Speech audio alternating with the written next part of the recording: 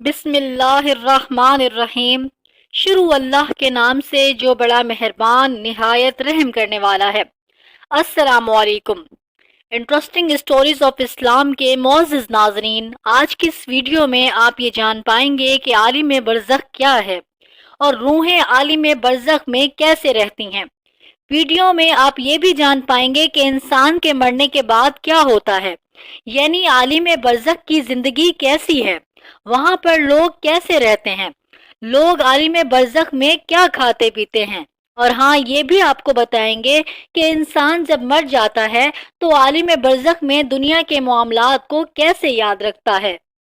ناظرین، عالم برزخ سے متعلق روایات میں یوں بیان ہوا ہے کہ عالم کہتے ہیں جہان کو کہ ہمارے یہ چار جہان ہیں: عالم ارواح، عالم دنیا، عالم برزخ، عالم آخرت۔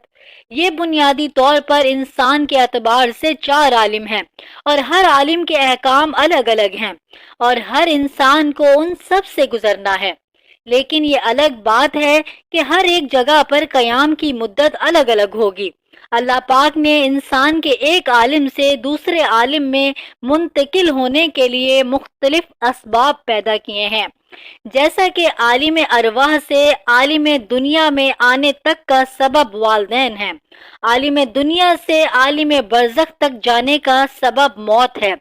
عالم برزخ سے عالم آخرت میں جانے تک کا سبب سور ہے جو حضرت اسرافیل علیہ السلام پھونکیں گے۔ لیکن آج کا ہمارا موضوع صرف عالم برزخ ہے۔ ناظرین، برزخ کے لفظی معنی آڑ یا پردہ کے ہیں۔ انسان کی موت سے لے کر قیامت تک اٹھنے کا وقت برزخ کہلاتا ہے، یعنی اگر یہ کہا جائے کہ یہ وہ مقامات ہیں کہ جن میں موت کے بعد حشر تک روحیں رہتی ہیں، یعنی برزخ میں تمام انسانوں اور جنوں کو موت کے بعد رہنا ہے، اور یہ عالم میں برزخ ہماری دنیا سے بہت بڑا جہان ہے، یعنی برزخی زندگی دنیاوی زندگی سے بہت بڑی ہے، لیکن وہ بھی ایک دن ختم ہونی ہے۔ اللہ تعالیٰ سورہ مومنون میں فرماتے ہیں، اور ان کے آگے ایک آڑ ہے اس دن تک جس دن یہ اٹھائے جائیں گے۔ ناظرین، عالم برزخ میں پہنچنے کے بعد انسان کا آخرت کی طرف سفر شروع ہو جاتا ہے۔ حضور صلی اللہ علیہ وآلہ وسلم نے اس بارے میں ارشاد فرمایا، بے شک آخرت کی سب سے پہلی منزل قبر ہے، اور اگر قبر والوں نے اس سے نجات حاصل کر لی تو اس کے بعد والا معاملہ بھی آسان ہو جائے گا، اور اس سے نجات نہ پا سکا تو بعد کا معاملہ بہت سخت ہوگا۔ بلکہ حضرت عائشہ صدیقہ رضی اللہ تعالیٰ عنہ کو جب یہودیہ نے عذاب قبر کے متعلق خبر دی تو ان سے کہا کہ اللہ تجھے قبر کے عذاب سے بچائے، تو حضرت عائشہ رضی اللہ تعالیٰ عنہ نے مسلمانوں کے لیے عذاب قبر کا انکار کیا۔ لیکن جب نبی اکرم صلی اللہ علیہ وآلہ وسلم نے حضرت عائشہ صدیقہ رضی اللہ تعالیٰ عنہ کو بتایا کہ قبر کا عذاب اہل اسلام کے لیے بھی ممکن ہے اور گناہوں کی وجہ سے انہیں بھی عذاب ہوگا، سیدہ حضرت عائشہ صدیقہ رضی اللہ تعالیٰ عنہ نے نبی اکرم صلی اللہ علیہ وآلہ وسلم کے فرمان کو تسلیم کیا۔ یہ واقعہ احادیث کی بہت سی کتب میں مفصل اور مختصر بیان ہوا ہے۔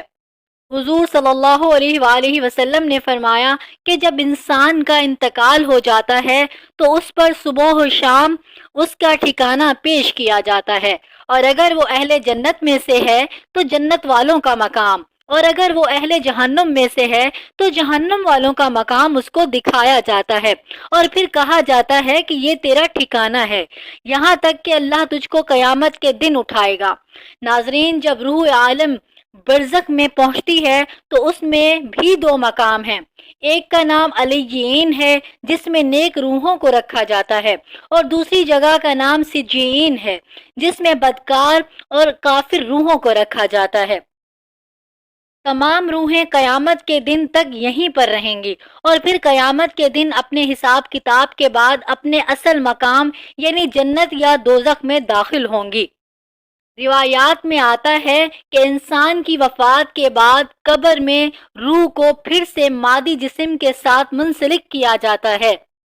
یہاں پر دو فرشتے منکر و نکیر سوال و جواب کریں گے۔ اگر تو سوالات کے جوابات صحیح رہے تو پھر آسمان سے آواز آتی ہے کہ میرے بندے نے سچ کہا، اور اس کے لیے جنتی بچھونا بچھا دو، اسے جنتی لباس پہنا دو اور اس کے لیے جنت میں دروازہ کھول دو۔ اور اگر قبر میں ہی جنت کی طرف دروازہ کھول دیا جاتا ہے، وہاں اسے ٹھنڈی ہوا کے جھونکے اور وہاں سے خوشبوئیں بھی آتی ہیں اور حد نظر اس کی قبر کو کشادہ کر دیا جاتا ہے۔ لیکن اگر سوالات کے جوابات صحیح نہ ہوئے تو پھر اس کے لیے قبر میں ہی جہنم کا بچھونا بچھا دیا جاتا ہے۔ جہنم کی گرمی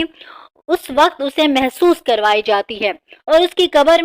قبر اتنی تنگ ہو جاتی ہے کہ پسلیاں آپس میں دھنس جاتی ہیں۔ اس طرح اگر اعمال کے حساب سے نیک روح ہے تو وہ خوبصورت نورانی فرشتے اس روح کو اعلی علیین میں چھوڑ دیتے ہیں، اور اگر اعمال برے ہوں تو خوفناک نوکیلے دانتوں والے فرشتے انسان کو سجین میں ڈال دیتے ہیں۔ سجین کیونکہ بری اور بدکار روحوں کا ٹھکانہ ہے، اس لیے وہاں پہنچ کر بری روحوں پر عذاب آنا شروع ہو جاتا ہے، جبکہ علیین میں موجود روحوں پر کوئی پابندی عائد نہیں ہوتی اور وہ باغ نما اور جگہ پر ایک دوسرے کے ساتھ موجود ہوتے ہیں۔ نیک روحیں علیین میں ایک دوسرے کے ساتھ رہتی ہیں اور ایک دوسرے کو پہچانتی بھی ہیں، جبکہ سجین بدکار قید و بند میں مبتلا عذاب کا مزہ چکھتے ہیں۔ اور علیین میں تمام روحیں ایک دوسرے کو دیکھ کر خوش ہوتی ہیں، ایک دوسرے سے باتیں کرتی ہیں، دنیا کے حالات کو یاد کرتی ہیں جو وقت انہوں نے دنیا میں گزارا، اور نئی آنے والی روحوں سے اپنے پیاروں کی خبر بھی لیتی ہیں کہ میرا فلاں رشتہ دار کس حال میں ہے۔ اگر نئی آنے والی روح یہ کہے کہ تمہارا فلاں رشتہ دار تو کب کا مر چکا ہے اور وہ یہاں علیین میں نہیں پہنچا، تو یہ نیک روح سمجھ جاتی ہے کہ اسے سجین میں بھیج دیا گیا ہوگا۔ نیک روحیں اپنے رشتہ داروں کا انتظار علیین میں اس طرح کرتی ہیں جیسے کوئی گھر سے دور اپنے گھر والوں میں ملنے کا انتظار کرتا ہے۔ اس کے علاوہ علیین میں نیک لوگوں کے علاوہ انبیاء اکرام، شہداء اور صدیقین کی روحیں بھی ایک دوسرے کے ساتھ مل کر باتیں کرتی ہیں، بلکہ روایات میں آتا ہے کہ نیک روحیں اپنے قریبی رشتہ داروں سے ملاقات بھی کریں گی، جیسا کہ نبی پاک صلی اللہ علیہ وآلہ وسلم نے حضرت فاطمہ رضی اللہ تعالی عنہ سے فرمایا تھا کہ میرے وصال کے بعد فاطمہ تم ہی مجھ سے ملو گی، اور بالکل ایسا ہی ہوا۔ آپ صلی اللہ علیہ وآلہ وسلم کے وصال کے 4 سے 6 مہینے بعد حضرت فاطمہ رضی اللہ تعالیٰ عنہ حضور اکرم صلی اللہ علیہ وآلہ وسلم سے جا ملی۔ ناظرین، یہ یاد رہے کہ عالم برزخ میں روحیں عالم محشر قائم ہونے تک رہیں گی، یعنی قیامت کے دن تک روحوں کا مقام عالم برزخ میں رہے گا، اور قیامت ہی وہ دن ہوگا